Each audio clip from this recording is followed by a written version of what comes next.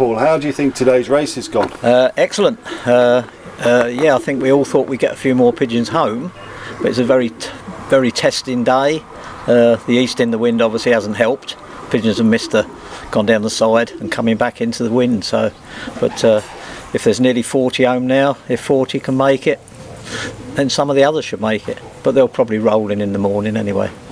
Yeah, and you do specifically one-loft races? Yes, yeah, I do, yeah. What one-loft races do you compete in? $1 Million in South Africa, which I'm the international coordinator for. Algarve race in Portugal.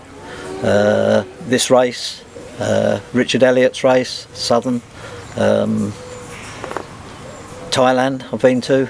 I've done them all over the world actually, probably about 35 different one-off races that I've specialised in. Your successes? Yes, yeah, I came second in South Africa a few years ago and won £96,000, which was a nice payday. Unfortunately I've spent most of that since on other one-off races, but no, it's very enjoyable and had a few good results in different races. Won Richard Elliott's 3 times, did well in the Europa, done well in this one in the last 2 years. So yeah, it's nice. It's nice to come out, and it's nice to come out and enjoy the company of the people that are here. Yeah. Today's race, were you expecting them to be quicker than what they were, or? Yes, to be quite honest, I thought they'd do it in a bit. Well, actually, my prediction was 5.5 hours, but probably as we came here, the wind turned a little bit more east. Whereas when we left Ostend this morning, it was southwest, and that helps them a little bit. The west wind's a bit warmer, but get a bit of east in the wind, it messes everything up. And when you looking for purchasing birds, and when you bought your birds for one-loft races, did you specifically set out for that type of pigeon? And what would that type of pigeon be? Yeah, well, it's like over the years since I stopped racing pigeons about 18 years ago. I've specialised. The $1 Million now is in its 20th year, so I was basically involved with that from day one, and it was a great idea because I mean the biggest race in the world at that time was the race in Thailand that offered a $10,000 first prize, and the first $1 Million offered $200,000 American first prize. So we've come up from like 890 pigeons in the first one to getting on for 9,000 pigeons now. Yeah, and the pigeons that you chose to compete in there, where did you go for them? Mainly to top fancies in the UK that have done well in the past. Last couple of years I've used Bob Fennick. He's now up in Norfolk. Jimmy Richards, Bruce McAllister, and we've had some good results. You know, I mean, at the end of the day, you're competing against the best in the world. South Africa is 35 different countries. This race is growing. The biggest race at the moment probably that's competing is the Algarve, and there's no doubt about it.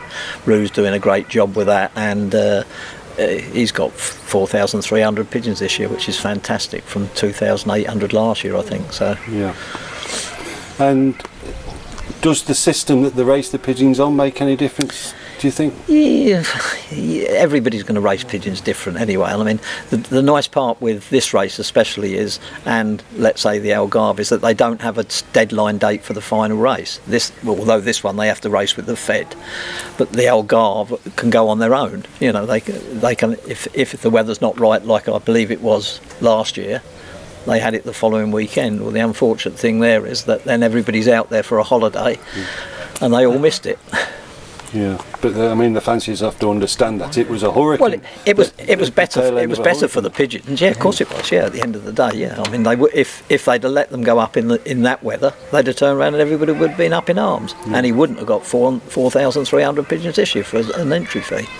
And as you are a director of the South Africa $1 Million race, what's the future for that?